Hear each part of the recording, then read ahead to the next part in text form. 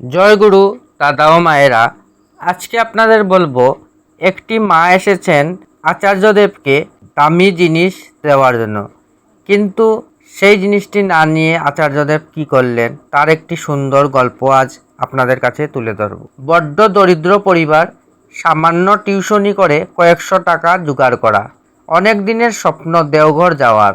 আচার্যদেবের জন্মদিনে অনেকে দেওঘর যাচ্ছেন, সাথী হলেন কলকাতার একটি গরিব মাটিও। ট্রেনে উঠে সঙ্গী সাথীরা বলাবলি করছেন, কেউ দামি ঘড়ি, কেউ সোনার চেন, কেউ দামি কাপড় আচার্যদেবের পূর্ণ জন্মদিনে উপহার হিসেবে নিয়ে যাচ্ছেন।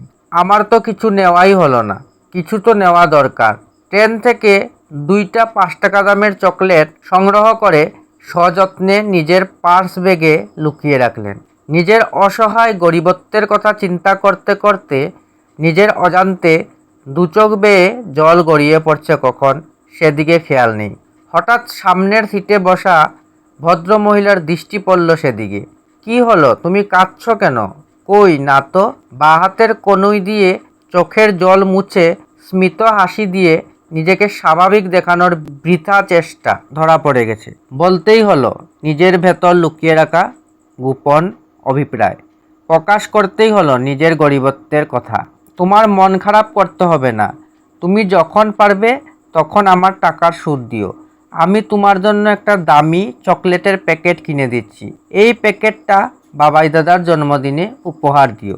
নির্ধারিত দিনে পৌঁছে শুভপূর্ণ জন্মদিনে সবাই আচার্যদেবকে প্রণাম নিবেদন করে যে যার উপহার নিবেদন করছেন। আসামের গরিব মাটিও প্রণাম করে তার প্রিয় উপহার দিলেন।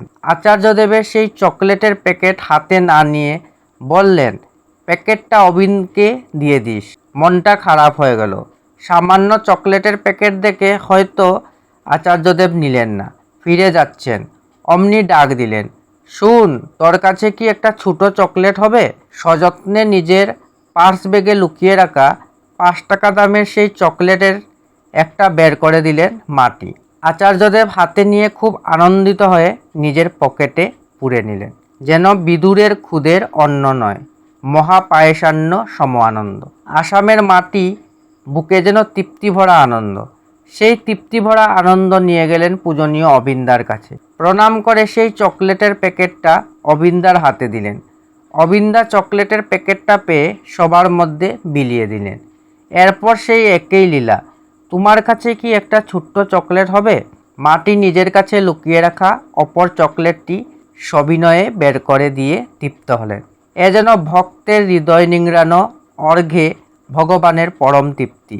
বিশাল অর্থরাশি, ধন দৌলত কারি কারি যাদের পায়ের তলায় গড়াগড়ি করে, তাদের কাছে হৃদয় উজাড় করা অবদান যে কত মহামূল্যবান তা ভক্ত ভিন্ন বুঝার সাধ্যকার। জয় গুরু।